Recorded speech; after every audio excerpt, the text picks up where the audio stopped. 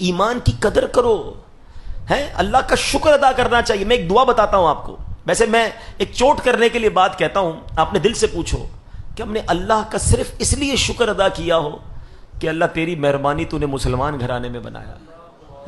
ہم میں سے بہت ساری شکوے ہیں، پیسے نہیں دیے، یا اللہ گاڑی نہیں ملی، بنگلہ نہیں ملا، کاروبار نہیں ملا. ارے سب مل جاتا، اگر ایمان نہ ملتا تو میں کدھر جاتا؟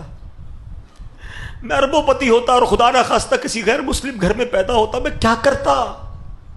ایمان سے بڑھ کر کچھ نہیں ہے. ساری دنیا کی دولت ایک طرف، ایمان کی دولت ایک طرف. اور ہمیں تو بن مانگے ملا نا. نو اسٹرگل، نو پرابلم. پڑھو تو صحیح صحابہ کرام کو. حضرت خباب رضی اللہ عنہ کے بارے میں آتا ہے، ایک بار آپ کی پیٹھ ہے نا، کرتا انہوں نے اٹھایا تو اس میں وائٹ وائٹ نشان تھے. حضرت عمر نے کہا خباب یہ تمہیں کیا ہوا؟ کہ عمر تمہیں کیا معلوم، تم تو اس وقت ایمان بھی نہیں لائے تھے. جب میں مسلمان ہوا نا تو میرا آقا مجھے چلتے ہوئے کوئلوں پر لٹاتا تھا. جلتے ہوئے کوئلوں پر ہم بکرے بوٹیاں بناتے ہیں، کبھی سوچا اس پہ کوئی بندہ بھی لیٹ سکتا ہے کیا؟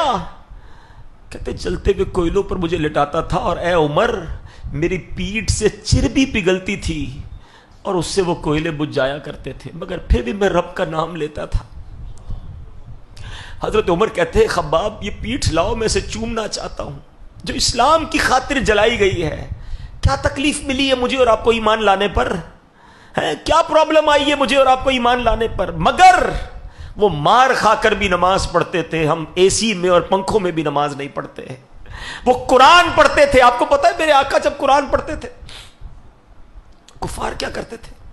اور ان لڑکے رکھے ہوئے تھے کہ نبی پاک قرآن پڑھے تو تم شور مچانا، تم تالیاں بجانا، تم یہ کہنا معاذ اللہ یہ جھوٹا ہے، اس کی بات نہ سنو. ان کو ڈر تھا کہ ان کی تلاوت لوگ سن لیں گے تو ایمان لے آئیں گے. قرآن اللہ کے حبیب پڑھتے تھے، وہ لوگوں کو سننے نہیں دیتے تھے. اگر آج ہمارے گھروں میں قرآن موجود ہے، ہم قرآن نہیں پڑھتے. We have to answer for those all things. کبھی کہیں تو جواب دینا پڑے گا نا کہ یار وہ لوگ مار کھا کر عبادت کرتے تھے اور ہمیں سب چیزیں میسر ہیں. مسجدیں ہماری گلیوں میں ہیں، اذانیں ہمارے پاس ہو رہی ہیں، مگر ہمارے پاس نماز پڑھنے کا ٹائم نہیں، مسجد میں جانے کا ٹائم نہیں، قرآن کھولنے کا ٹائم نہیں. پھر سب سے بڑی بات یہ کہ ایمان کی قدر تو کرو نا یار. اتنا آسانی سے مل گیا تو قدر ہی ختم ہو گئی. آج کسی کو احساس ہی نہیں ہے. آپ کو پتا ہے اللہ کے حبیب علیہ الصلوۃ والسلام یہ دعا کیا کرتے تھے، یا مقلب القلوب ثبت قلبی علی دینک.